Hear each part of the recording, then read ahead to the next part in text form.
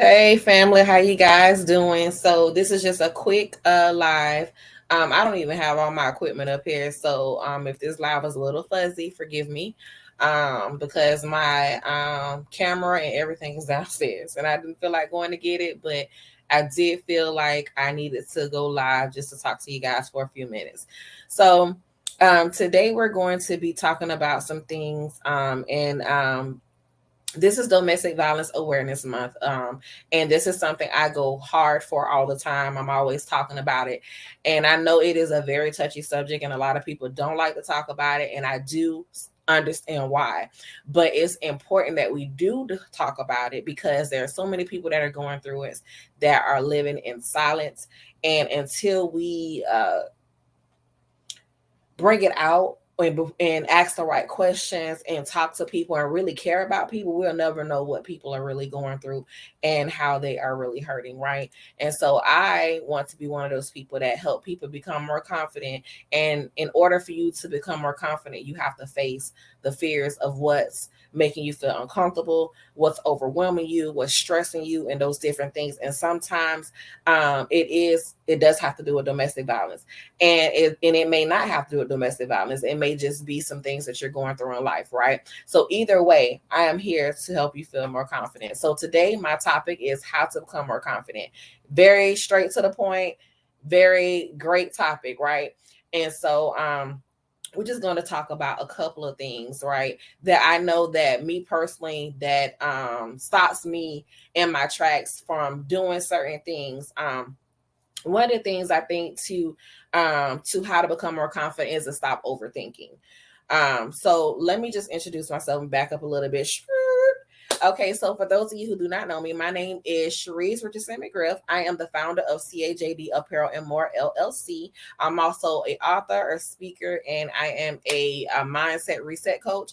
And so, what I love to do is I love to take people that are going through bondage and struggles and different things and pull all those pieces apart and put those back together, but put them back together where they fit and they're not broken and they're healed and they're well. So that's what I love to do. And recently, I am now. I just had my ordination, so I'm also an ordained minister. So thank God for that. Okay, for the new doors He's opening.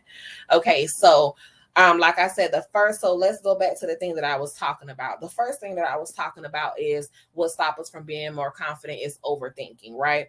I have overthink so many situations in my life, and it has caused me to be in a place where I am not confident as I should be because I'm overthinking the things that God has told me to do.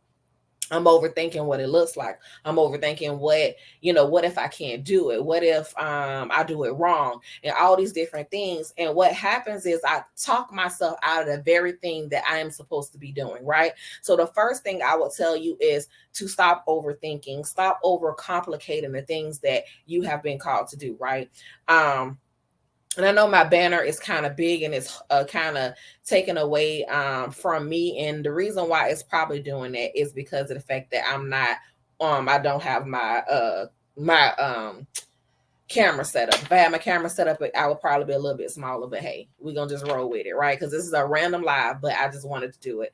So, practice also number two would be for me to practice things that help you to relax, right?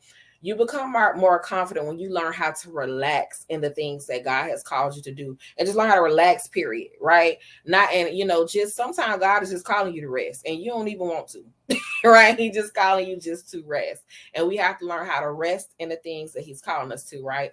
So the first thing is what I said was stop overthinking. The second thing is learn how to rest, right? So what I've been doing lately is something I usually do not do.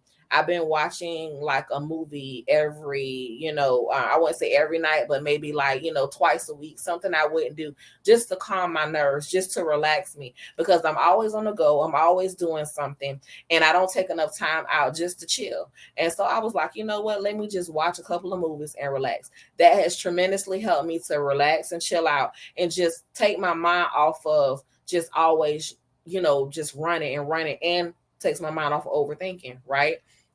Number three is learn. I would say learn from your failures. When we fail, right?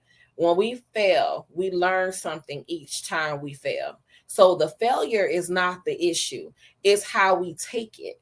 And sometimes people take failure to heart so much so that they will allow themselves to just be broken, right? So I don't want you to be broken over your failures. I want you to learn from your mistakes, right? Learning from your mistakes will help you to be able to conquer the things that you may not think that are, that are things that you need to accomplish, right? It'll help you get to the next level. You got to think about people, like Apple, right? You got to think about the big companies, Nike, all these different companies. They didn't just start off being good. They fell on some tennis shoes. I bet you a whole bunch of times. I bet you it's a whole bunch of quotes that they did not quotas that they did not make, right? And because of that, they are successful, right? Because they fail and they had to figure out what works. And what happens with us is that sometimes we fail and we don't want to figure out what works. Yes, I'm talking to you. I'm talking to you all day. You don't want to figure out what works. And so what end up happening is you lose confidence in yourself, in your abilities, and you think that you're not able to pursue this thing because you failed. But I think that, and I'm talking to myself on this too, I'm not just talking to you. I think that what you need to do is reorganize and write down a strategy to what it is you're trying to do. Like if you're trying to, like for me, I've done a conference, right? I've done actually more than one conference, and both of them were very great. I believe they were good. But the outcome was not exactly what I wanted. Right. And what I mean by that is that not just the people, but I wanted to reach more people that were going through things in life that really needed to feel good about themselves. And I had some people that were going through that, but not enough. And so my thing was, okay, now how do I reach those people that I need to reach, right? So I decided not to do a conference this year. So there will not be an I'm Becoming Fearless conference this year, because I'm reorganizing, I'm strategizing. What is it going to take for me to do what I know that God is calling me to do, because I'm called to people. So how do I do this to make it what He needs it to be for His people, right? Because at the end of the day, it's not about me. It's about connecting the people to what they need, right? So ask yourself a question. Who is it that you need to connect to get what you need to get? And and not what you need to get, but what they need from you, right? Maybe your business is, just say your business is selling shoes, right? Who is the person that's going to be wearing your shoes? What do they look like? Do they dress like me, or do they wear sneakers all the time, right? Who is the person that you're trying to get, right? A person like me don't wear sneakers all the time, right? Now, if you're selling heels, then I might be your girl. If you're selling sandals, I might be your girl, right? So who is the person that you're trying to get into the position? And that's what you need to focus on. And then you won't have to focus so much on failing, right? So the next thing is, and I think I'm going to end on this last thing and just talk to you about a couple of things, right? So the last thing I would say is learn to be happy about your successes. Learn how to celebrate yourself. I believe that we, especially, I'm not going to say men don't do it, but especially women, we'll celebrate. That ain't what we do. What we do is we keep on moving and like, okay, thank you, bloop. We don't sit in it and just be thankful for the moment. We don't sit in it and say, God, you did this thing. Like you did this. Like you were awesome in that. We don't sit in it and be thankful, right?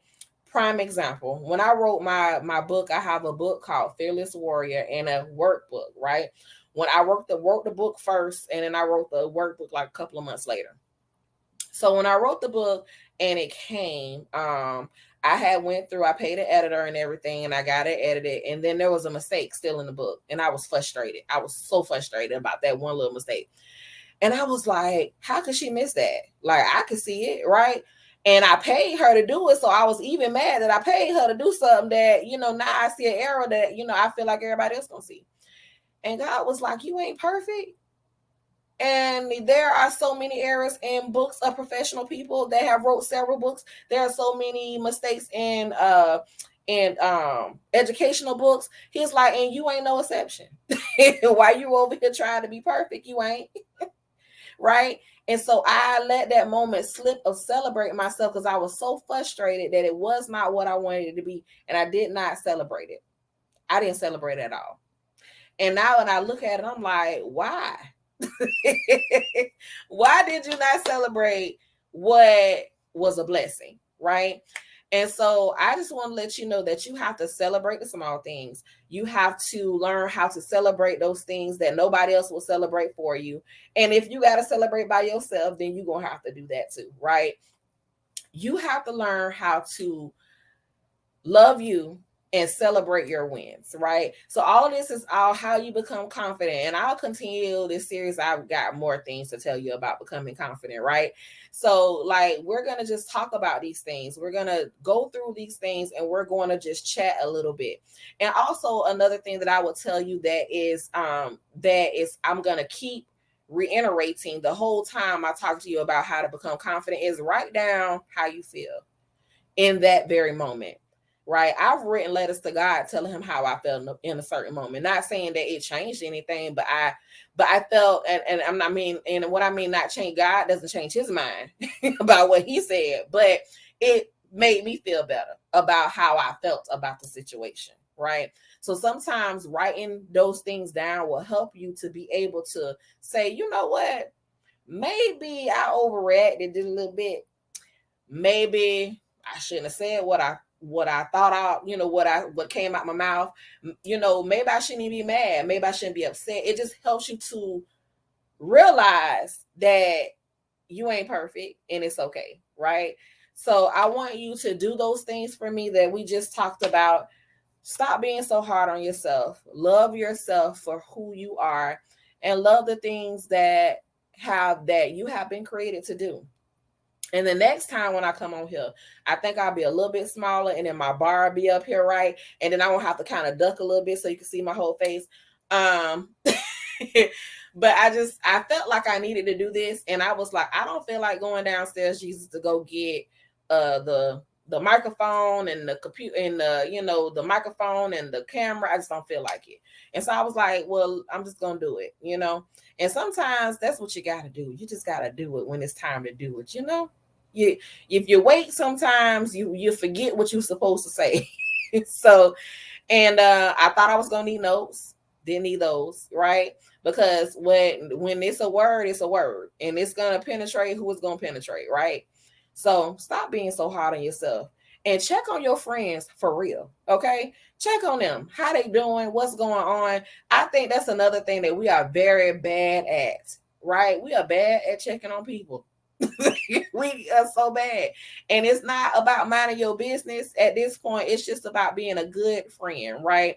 And I try to be a good friend. I know sometimes, it's people that I haven't talked to in a while that, I would consider them still like my sister, my friend. And I just need to do better. And you do too. We all need to do better. We need to do better. Talk to those people, call those people, and just say, how you doing? For real. Not the girl, how you doing? Oh, okay. Like, cause you really don't want to hear, so you answer it before they say something. Not that. The real deal. Like, I'm concerned. Are you okay? Is everything okay? Is there anything I can help you with and mean it? And not just saying, is there anything I can help you with, hoping they say no. Y'all, I know I'm hitting some people right now, right? So just check on your friends. It's Domestic Violence Awareness Month. A lot of people don't like to talk about it. I talk about mine freely because of the fact that I am not in bondage anymore. I am free, right? From whatever. I'm free. It's done. It's a done deal, right? But for some people, it's not. And they don't know how to deal with, they just got cussed out, or they just got belittled, or they don't feel good about themselves, or somebody said something that hurt their feelings and they don't know how to deal with that. You don't know what people going through in their house. I can tell you that right now. You don't know, because I put on a smile every day, went to work, and nobody ever knew until I got ready to get divorced. And they was like, what? What happened? Nobody knew nothing. My parents didn't even know. Nobody knew, right? So my thing is, people don't like you judging them. And we have a tendency to do that, right? And so because of that, people are scared to tell you how they feel because they're scared that you're going to be judgmental. Instead of telling people that they are this and they are that, just be there. That's it. So this is Domestic Violence Awareness Month, and I'm going to be talking to you all month about how to become more confident. And this year, like I said, we won't be doing a conference for the I'm Becoming Fearless conference, but guess what I'm going to do? I'm going to be on here talking to you. We might have some little maybe some little games that we can play or whatever. We're going to figure this thing out, because just because I'm not having a conference don't mean that people don't need to hear what I got to say or what you got to say, right? Maybe you got a story. So if you got a story that you would not mind sharing, and it could be something about just you being in bondage and you feel like you want to get out, or you already out and you got a testimony, whatever it is, I want you to send an email to me. Send an email to I am becomingfearless.com. Is that right? No, that's not right. That's the website. That's not email. I'm sorry. It's info at I'mBecomingFearless.com. I'm sorry, y'all. So it's info at I'mBecomingFearless.com. Send me an email and just be like, and tell me what your Becoming Fearless story is. And if you don't have a Becoming Fearless story and you trying to get one, let me help you, girl. So I'm gonna end this live. Check on your friends for real. Okay. I love y'all, and I hope y'all have a wonderful night. And be looking for me to just, come out and pour some things out. We're just gonna talk about some things. We gonna get it all out, because I feel like that's what we need to do. Peace.